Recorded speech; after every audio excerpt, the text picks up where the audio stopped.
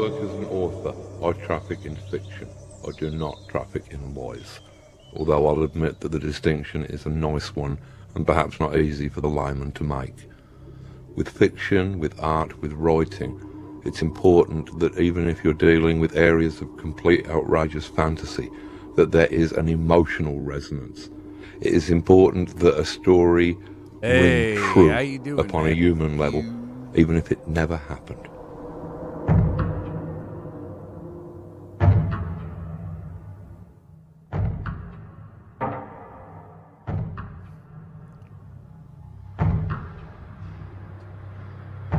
are on the air.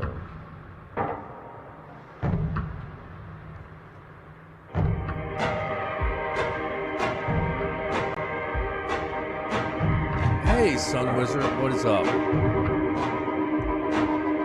Oh, we're having an unusual moment.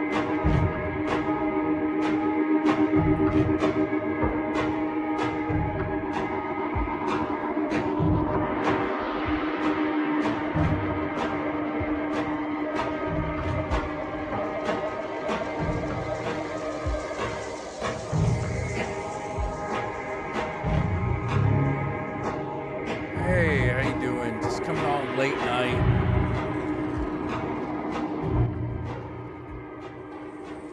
Seeing how everyone is. Oh, also to help warn everybody that I think I will be moving over to Twitch soon. I've done a few streams over there already, and I might be giving it a new giving the stream a new Born in permanent home. Northampton in 19... Because because I don't think that YouTube is growing anymore, and I'm out of ideas as to what to do about it. So I'm hoping that changing platforms will help. I might also change the time the stream happens. You know, I gotta get something going. You know, hey Flashman. Yeah, no problem. Flashman, by the way, is on a movie shoot right now. Let's all give him a congratulations. You know, break a leg out there. Oh, 53.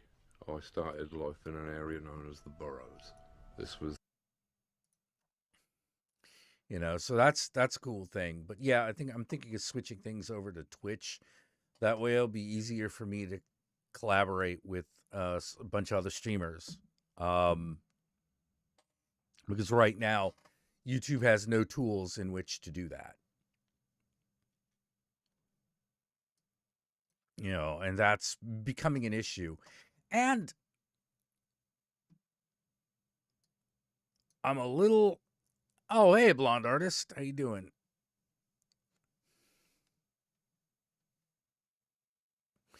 And things are getting a little stale. The old stream's getting stale. So something needs to change.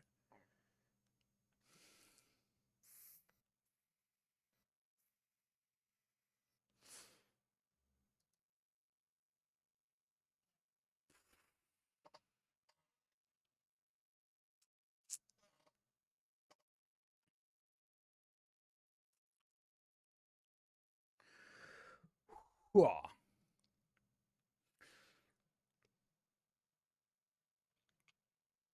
You know, things getting stale, so we need to change something up.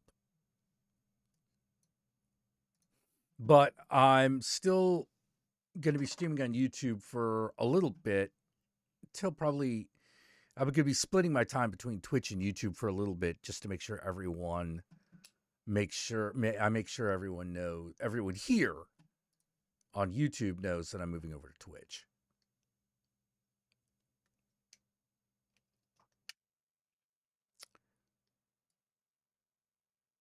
You know, unless a miracle happens, which I'm kind of doubting. Man, it's No, YouTube censorship doesn't help things either. I can't play music, like that's a big bummer.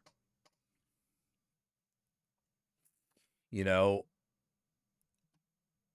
and I'm just trying to get something going.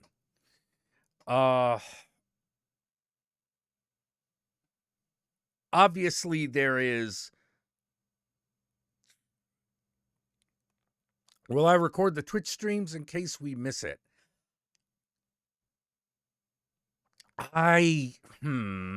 Maybe. Maybe. That's not a bad idea. Yeah. Technical issues is one thing. The internet police keep breaking up the party. It gets frustrating,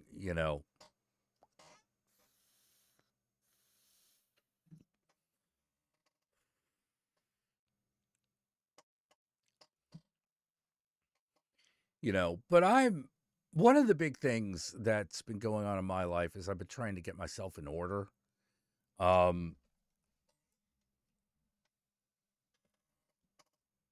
Trying to get myself sorted out. I've never been a guy with my shit together, obviously. And so I'm trying to get enough shit together that I can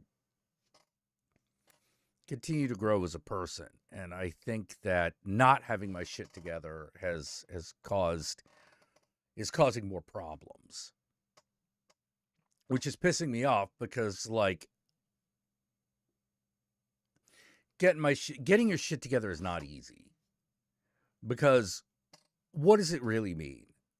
Well, it really means having a steady income and learning how to manage money. Like, that's the real thing. That's what it means to get your shit together. We use these weird vagaries, but it really is all about the steady income and managing finances. And I need a steady income.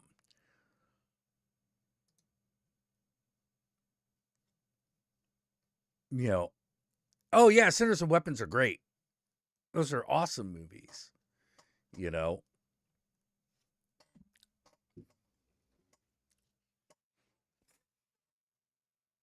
One of the things that pisses me off about, well, it doesn't. Okay, I don't know how to say this, but every time I come back from LA, one of the things that pisses me off is I'm like, why can't I feel the way I feel in LA anywhere else?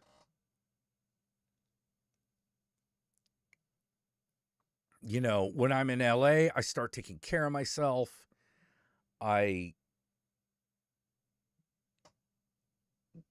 feel like a human being. I feel like a person. And I feel like I'm meeting new people, doing new things. Yeah, Babylon's been taking a huge amount of energy. It's coming along.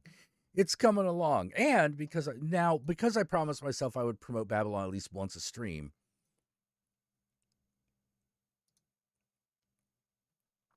I will do that now. I'm sure all of you in the stream have already seen the trailer, but here it is once again.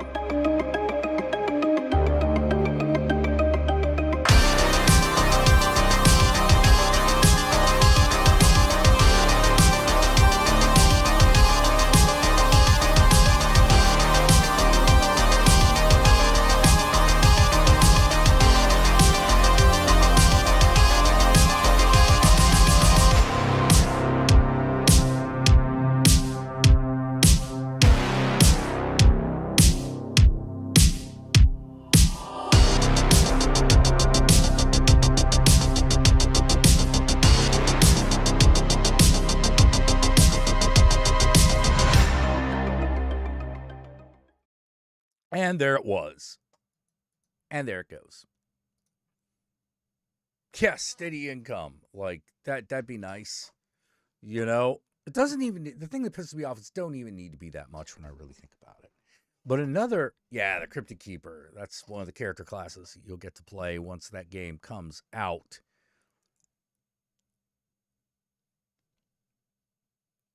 Belial wants to work with you on getting your shit together.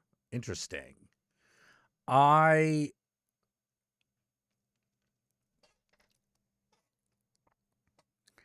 don't know what it is about LA where I feel like a person. Like I don't feel like I still feel like a bit of a broken. No, I don't feel broken. I feel like an outlaw. I feel like an outlaw, which is a different feeling from feeling like an outcast. It feels like there are all these other outcasts around me at all times, and that we can make something happen because everyone's looking for something to do.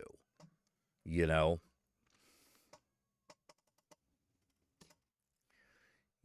people are willing to hang out. It's hard to meet people. You know, but well, I don't know. I've always had an easy time. Um, it's hard to get to know people, I suppose.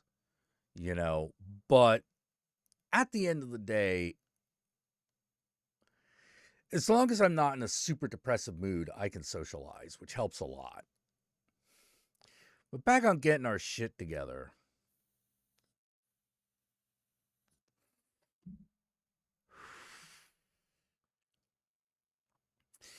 I'm not entirely sure how to do that.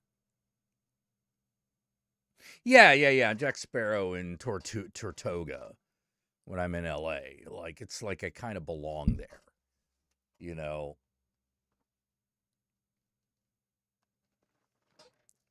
And if my fortunes change, I would probably move there. But my fortunes have to change, you know. Because right now, oh, the magic. You think the magic? Yeah, Flashman's been helping with Babylon a lot. The magic system is actually a lot of fun. Okay, cool. Then we know it's a keeper. Everyone who's actually used the magic system thought it was really good. So we're definitely keeping that. You know, right now we're working on the crypt section, which is how you build your base. We want it to be very simple but fun. Not necessarily. We want the building of the base to be simple, but we want the having of the base to be fun. You know. Excuse me.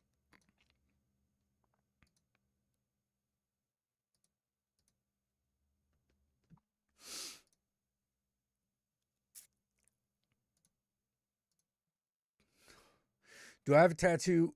No, but I keep thinking of getting one.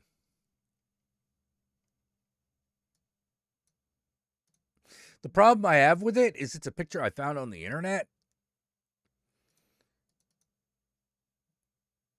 And so I'm a little scared that it might mean something I don't realize, but I could show it to you.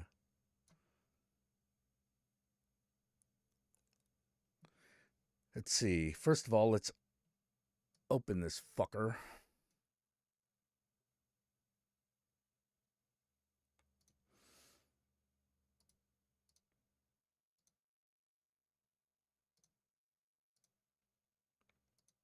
Yeah. This is a tattoo I keep thinking of getting.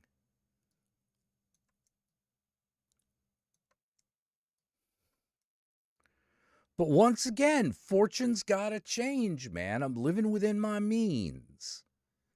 I'm living within my means, and so I can't. Like, I'm thinking of getting it, like right here on my left arm.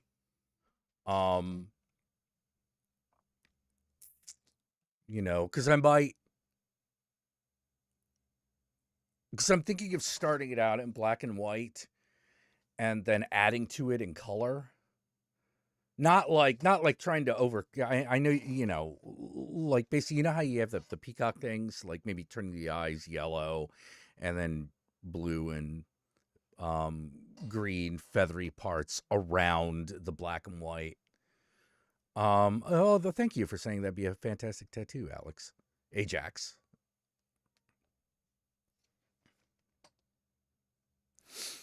Oh.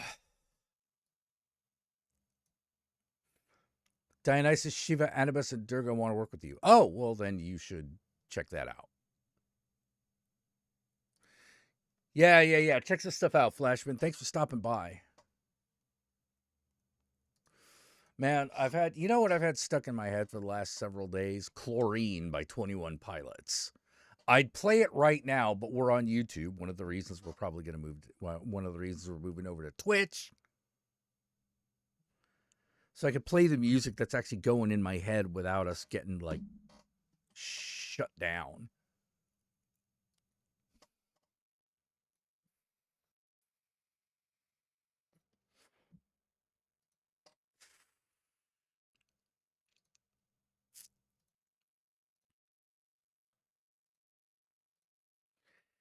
You know?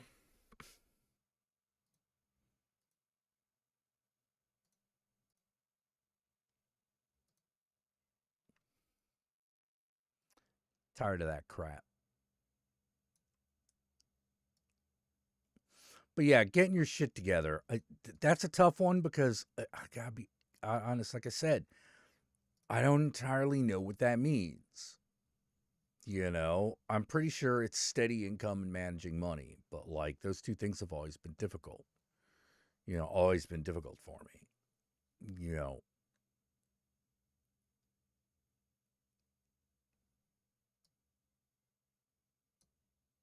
my neurodivergency does not work in my favor in that regard. One of the things that kind of depresses me is in all the ADHD traits, I am either average or have trouble with them. There are none of the ADHD traits that I have that make me really good at something, which pisses me off. You know, it's like, it's weird because, like, okay, so just to be real for a little bit.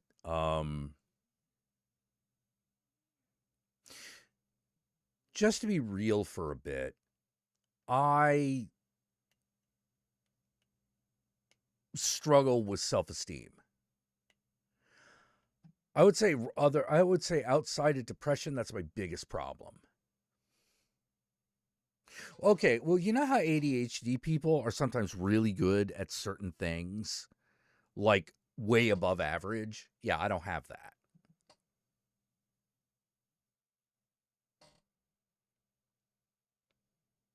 I am average at all the neurotypical shit and bad at all the things that ADHD people are normally bad at.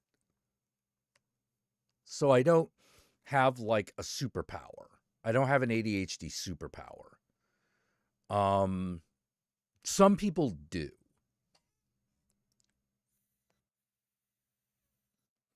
But I struggle with self-esteem because I feel like I score only slightly above average in anything ever.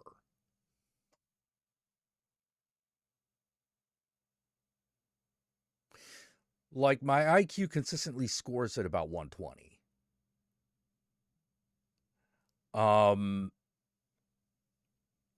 Which is not genius. It is considered above average. Now, I can live with being above average, but like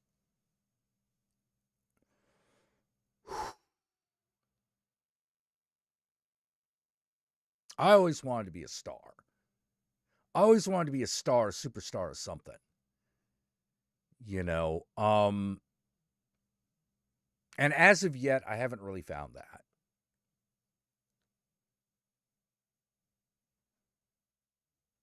You know, I didn't find it with art.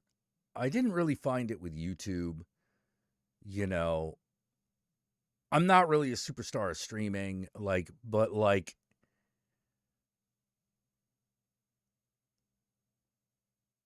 what's wrong with being average?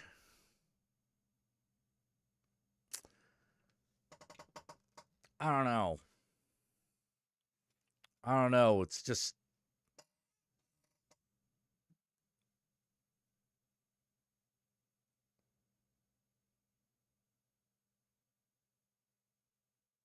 there's nothing wrong with being average at something. I don't know. I've always felt like I needed to be excellent at something. And I've never found the thing that I excelled at. So I have a lot of self-esteem issues. The best I can do is keep going at the thing that I would have done anyway. That's about all I can do. I can't hold a job very well. My sleep schedule is always fucked up. I can't seem to fix it.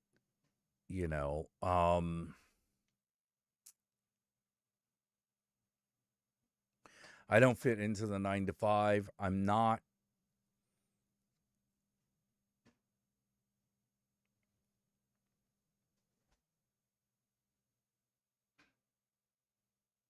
I don't know what else what I can make work.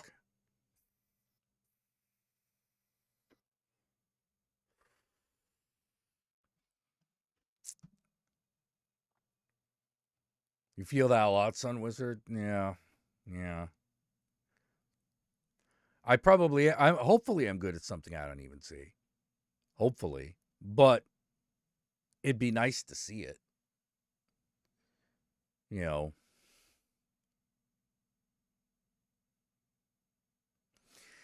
It'd be nice to see it.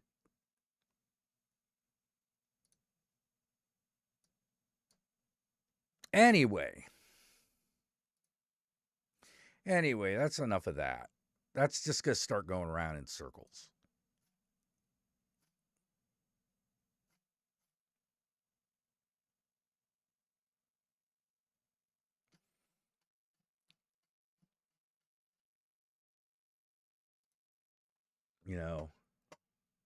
How many people have I helped just by watching a video? I don't know. I have no idea. I have a crowd that shows up at 2 a.m. That's true. It ain't nothing. I didn't mean to say imply that it was nothing.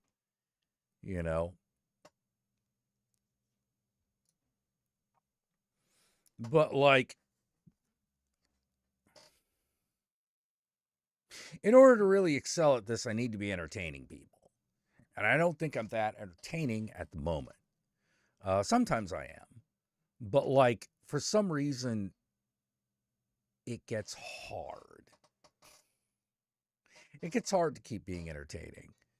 I think it's just being too rough on yourself. Oh, wow. Well, teach me how to not do that. Teach me, master. Show me the way. Holy shit. That'd be great. That'd be awesome-o.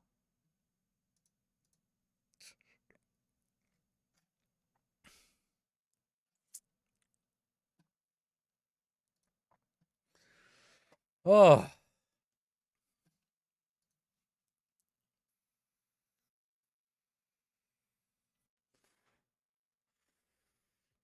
Would I be open to a collaboration? Not at this time. There are too many. I'm doing too many things as it is. I'm working at about capacity.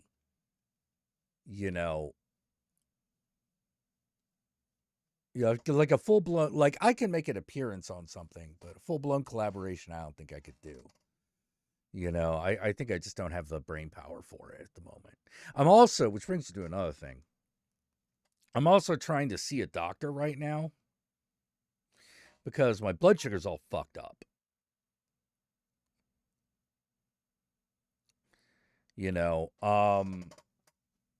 And I need to get it under control. But they don't make it easy to. But my old doctor no longer takes my insurance.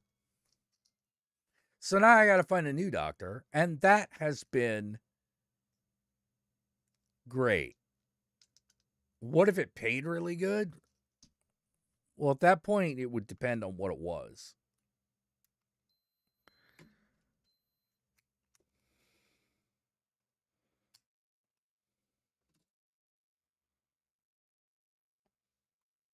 Let's see, what exactly is this? What exactly is our blood sugar right now? I gotta fucking.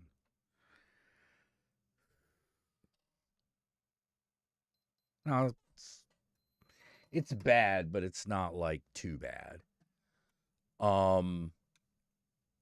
Yeah, I want to see a doctor because I'm I think I might need to increase my medication or something. Because is getting worrisome.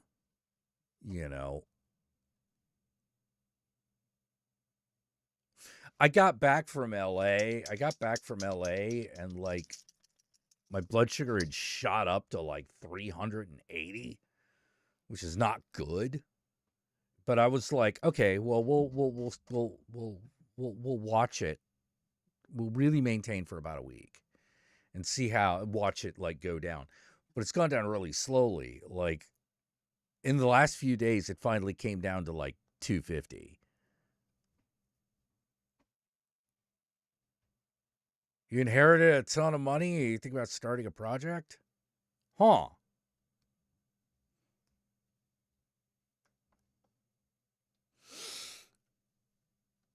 Well, feel free to make a donation. Everybody, feel free to donate. Keeps the stream alive.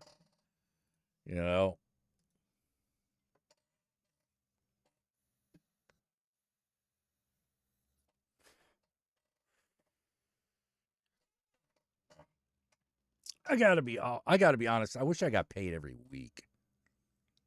I wish streaming paid every week. It's another reason I'm thinking of going over to Twitch.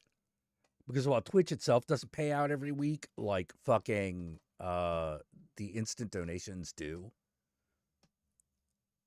They pay out like as soon as they clear, Money comes in November. Well, I'll keep that in mind.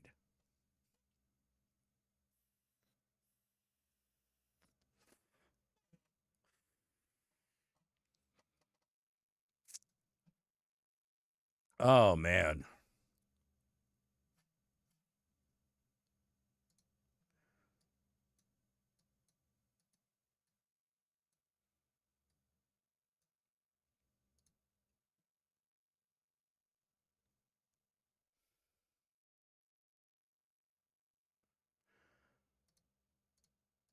The oldest area of Northampton and also the poorest.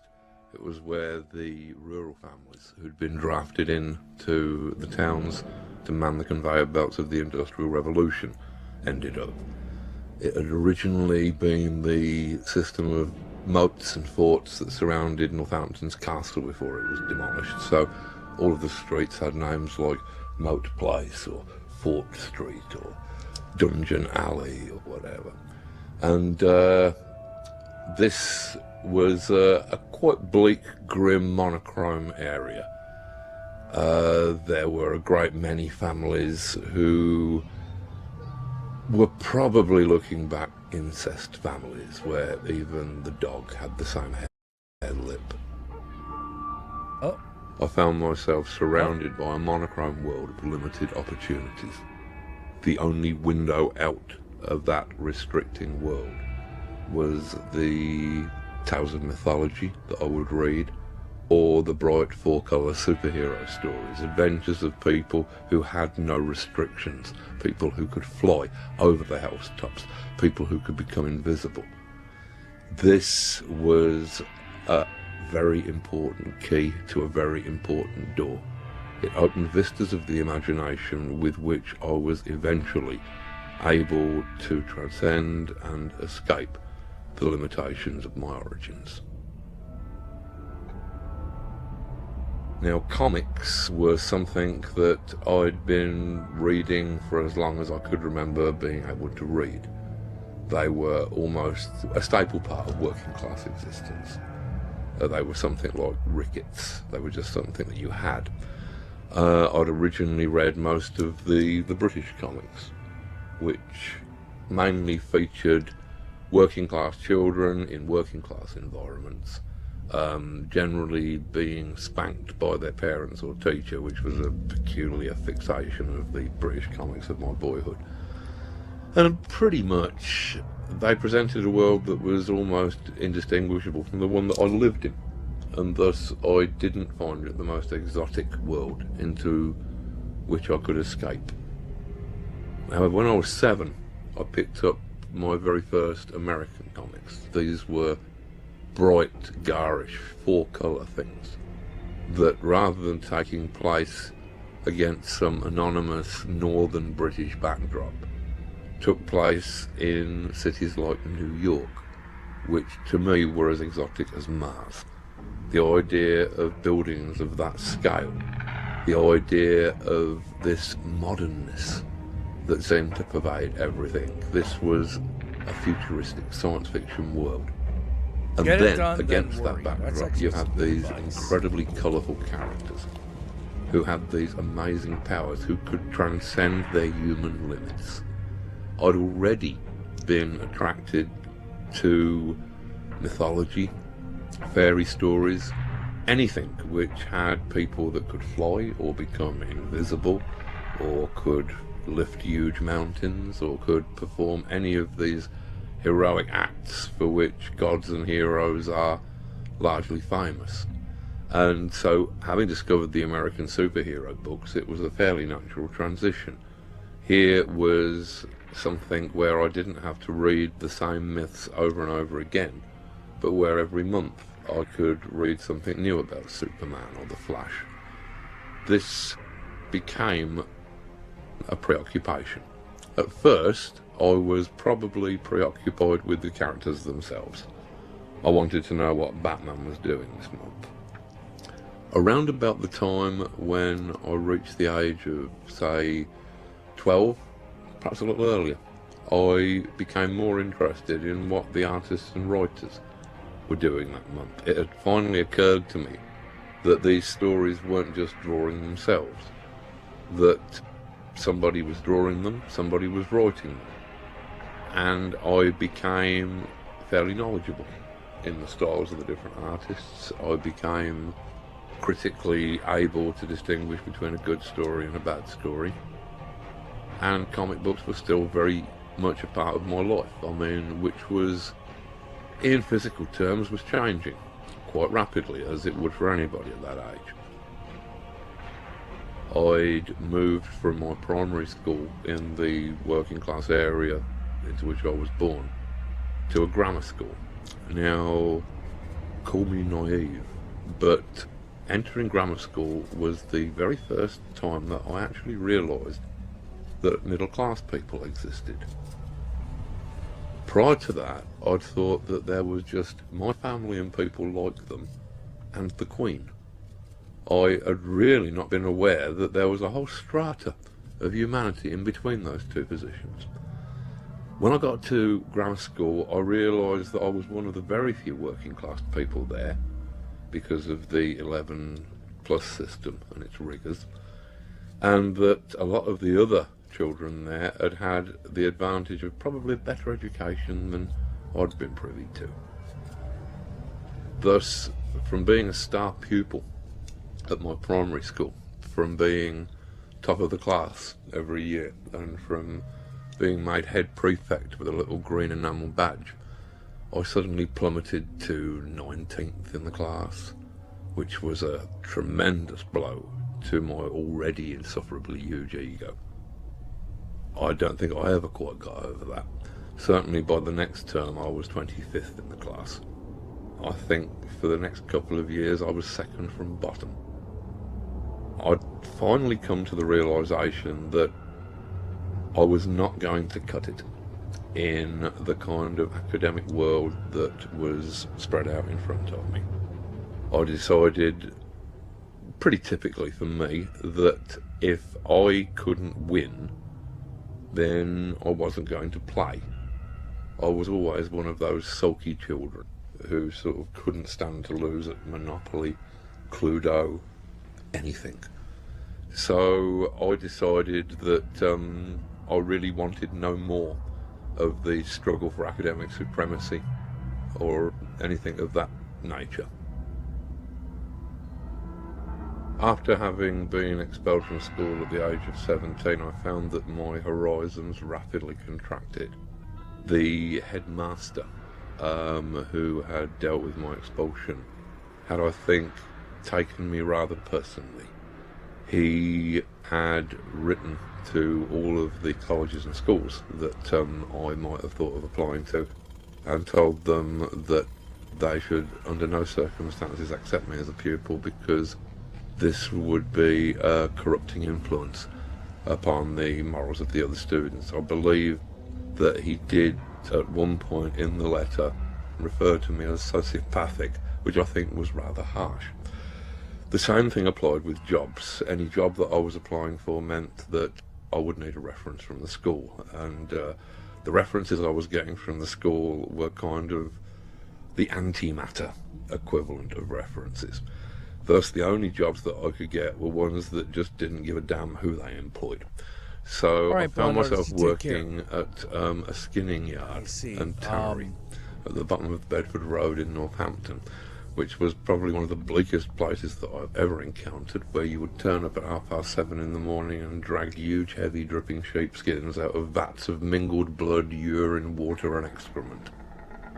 That the only relief from this was the concentration camp humour there we go. Throwing chopped off testicles at each other as a break to the monotony. For a little bit. And it was indeed good night, blonde monotonous. artist. Anywhere in the RPG. I was expelled from that job along. after a couple of weeks for smoking dope in the mess room, which really wasn't improving my career curve any. The next job I was able to get was that of a toilet cleaner at a hotel, and it more or less went downhill from there until I finally ended up as a comics writer.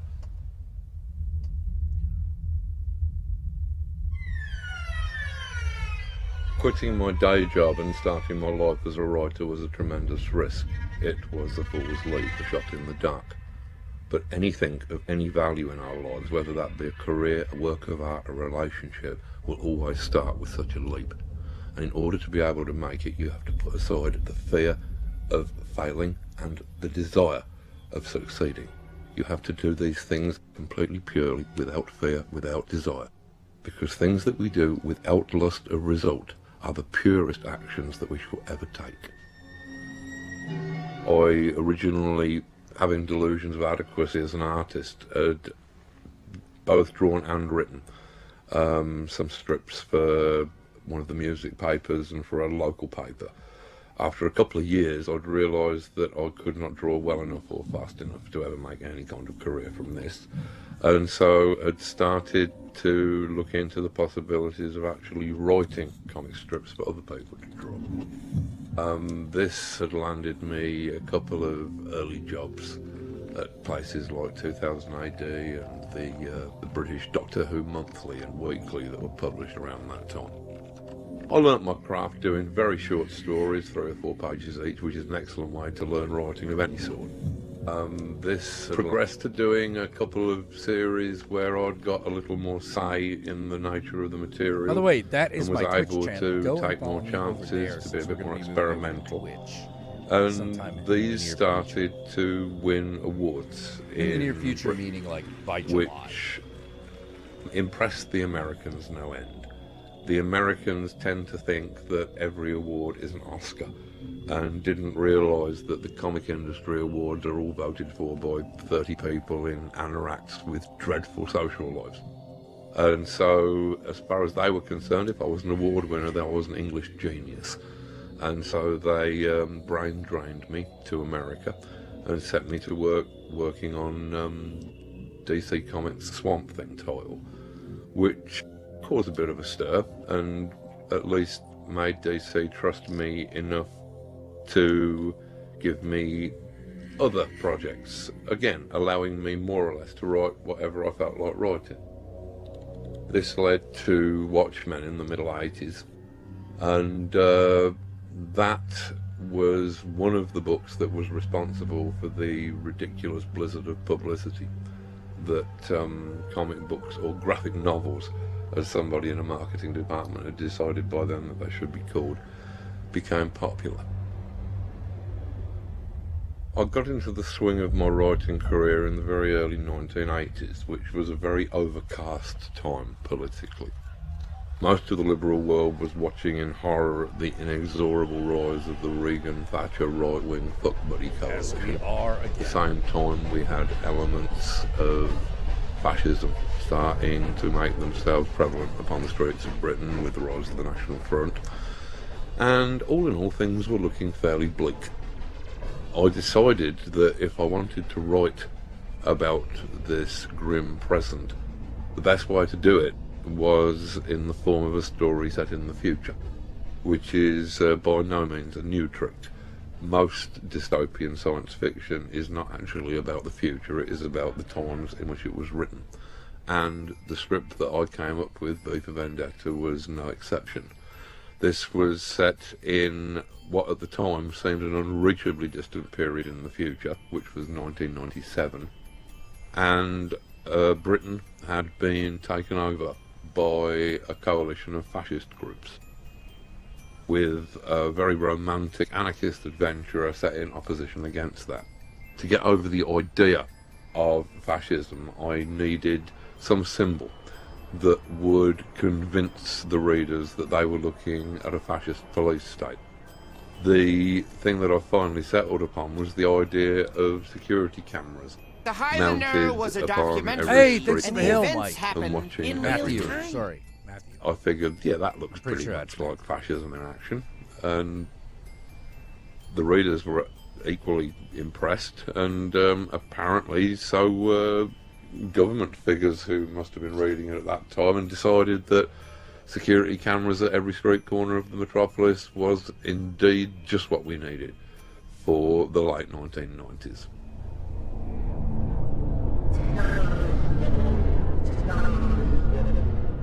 Good evening, London. It's 9 o'clock, and this is the Voice of Fate, broadcasting on 275 and 285 in the medium wave. It is the 5th of the 11th, 1997. The people of London are advised that the Brixton and Streatham areas are quarantine zones as of today. It is suggested that these areas be avoided for reasons of health and safety. Police raided 17 homes in the Birmingham area earlier this morning, uncovering what is believed to be a major terrorist ring. 20 people, 8 of them women, are currently in detention, awaiting trial. Hey, thanks for Queen's the Gala today Matthew. appeared at the opening of a new waste reclamation plant. Seen placed that here. M Hill. This was the Queen's Come on. first public appearance since her 16th birthday in June. The Queen was wearing a suit of peach silk, created specially for the occasion by the Royal Couturier.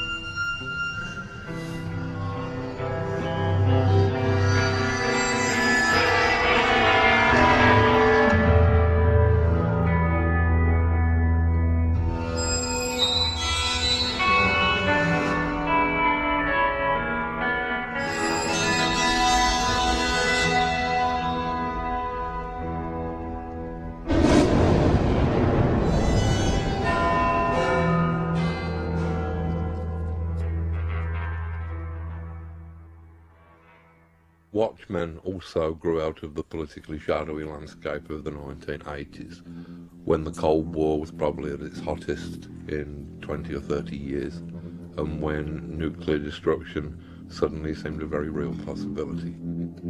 Watchmen used the cliches of the superhero format to try and discuss notions of power and responsibility in an increasingly complex world. We treated these fairly ridiculous superhuman characters as more human than super. We were using them as symbols of different kinds of ordinary human being rather than as different super beings.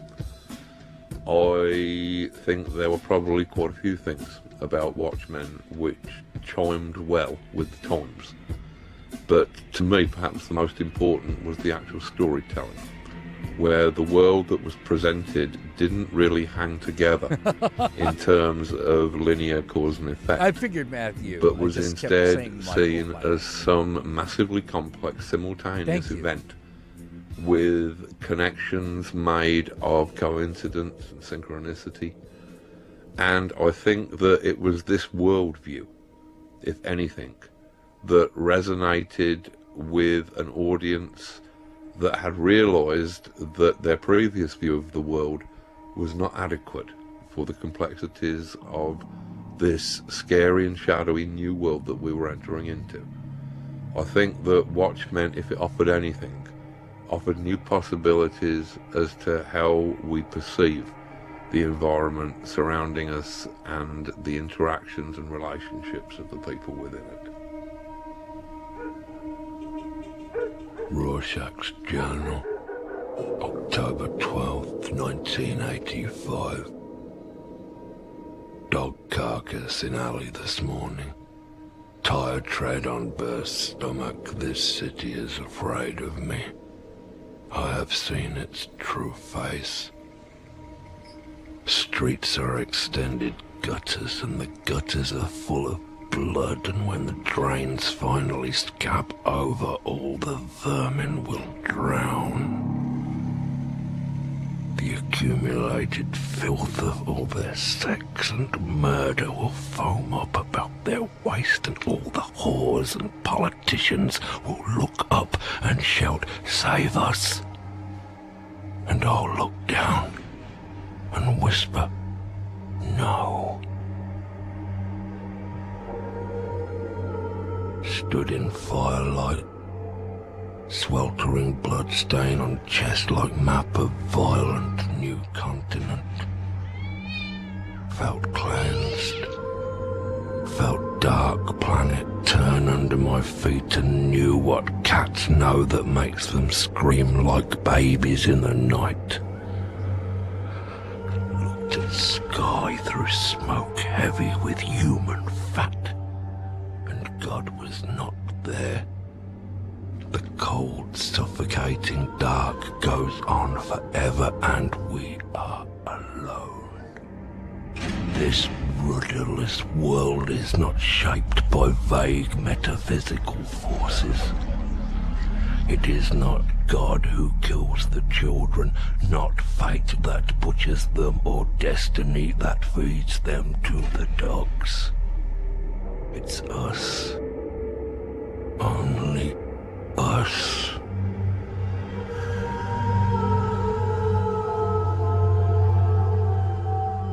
Whenever anybody talks about comics, they usually make a great deal of the similarities between comics and film.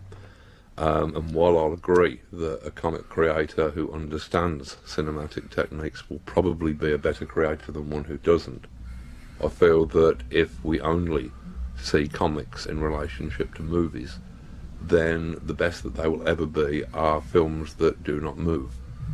I found it in the mid-80s preferable to try and concentrate upon those things that only comics could achieve. Hey, Matt, welcome back. The way in which a tremendous amount of information could be included visually in every panel. The juxtapositions between what a character was saying and what the image that the reader was looking at would be. So, in a sense, I suppose that you could say that most of my work from the 80s onwards was more or less designed to be unfilmable, which is what I had to explain to Terry Gilliam when he was originally selected as the director on the touted Watchmen movie that was being discussed at that time. I realised that I was becoming a celebrity, which was nothing that I'd ever expected, given that comic writer was about the most obscure profession in the world when I actually entered the job. The thing about fame is that fame in its current sense had not really existed before the 20th century. Back in previous eras, even if you were very, very well known, that would perhaps be amongst 1,000 people at most, if you were Pope or somebody. In the 20th century, however, with these massive surges in communication, suddenly a different sort of fame was possible. And I tend to think that what fame has done, it has replaced the sea as the element of choice of adventure for young people. If you were a dashing young man in the 19th century, you would probably want to run away to sea. Last time I got out of Just as in the California, it's been a 20th long century, time. you might decide that you want to run away and form a pop band. The difference is that in the 19th century, before running away to sea, you would have had at least Not a some lot of places, understanding gotta of what be the honest, element not a lot of was places I that you wanna were go dealing out. with, and you would have perhaps, say, learned to swim. The thing is that there is no manual for how to cope with fame. So you'll get some otherwise likeable young person who has done one good comic book, one good film, one good record, who is suddenly told that they are a genius, and who believes it, and who runs out sort of laughing and splashing into the billows of celebrity, and whose heroin-sodden corpse is washed up a few weeks later in the shallows of the tabloids. I'd never signed up to be a celebrity, and I came to the realisation that it was nothing that I was very comfortable with. I realised that celebrities are a kind of an industry, they're a kind of a crop. Media moguls like Rupert Murdoch or people who run the big networks, they need a constant stream of celebrities to fill column space in their magazines, to fill time upon their TV shows. And because celebrities tend to burn out quickly, you have to constantly create new ones. And I really didn't feel that I wanted to be part of that process, and so withdrew to the relative obscurity of Northampton.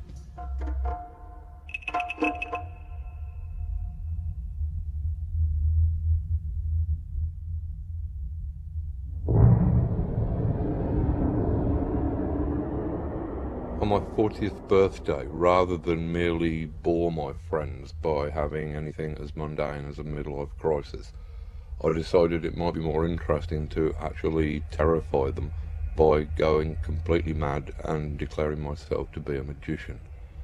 This had been something that had been coming for a while. It seemed to be a logical end step in my career as a writer. And the problem is that with magic, being in many respects a science of language, you have to be very careful what you say, because if you suddenly declare yourself to be a magician without any knowledge of what that entails, then one day you are likely to wake up and to discover that that is exactly what you are. Where would I go if I was to have a vacation?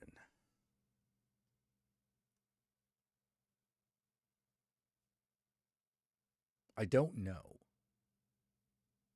There really isn't anywhere that I would like to go.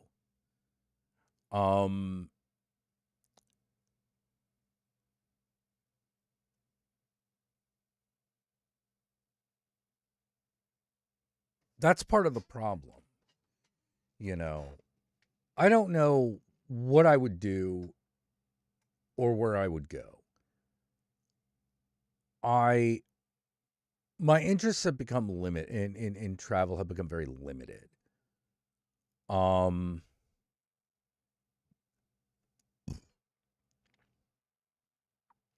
So I really have no idea.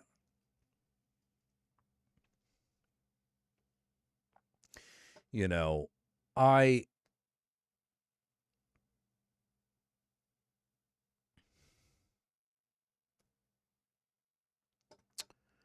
no clue. No clue whatsoever. You know,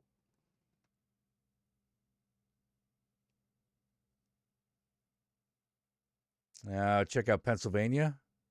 I mean, I've been to Pennsylvania. You know,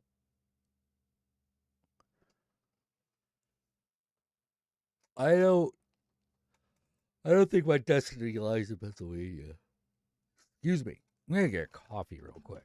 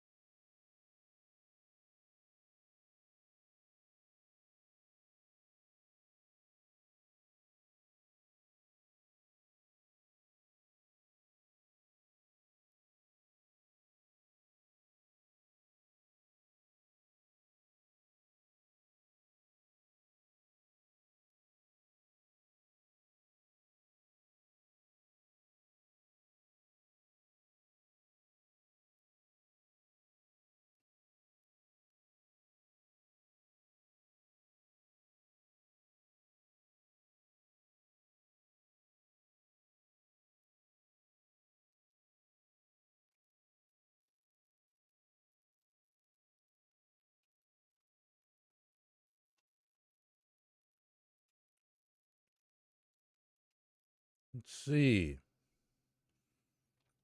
Life is strange. My old childhood, I said farming was the worst job I've ever had, but it's been 14 years now, and I can't see myself doing anything but farming.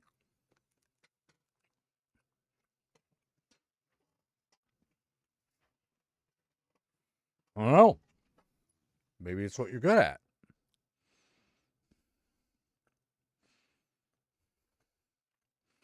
Maybe it is what you're drawn to. Not wrong with that, as long as it's working out. I think that, like,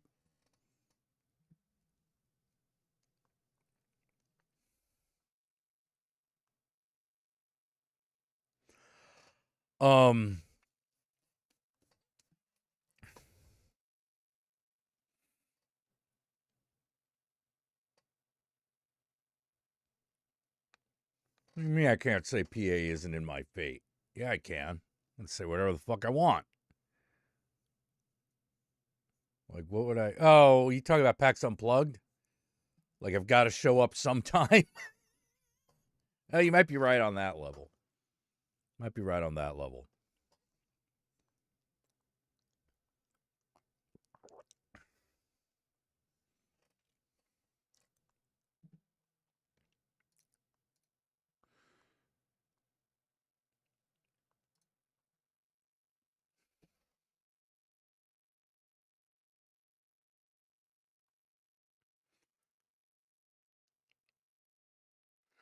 Oh.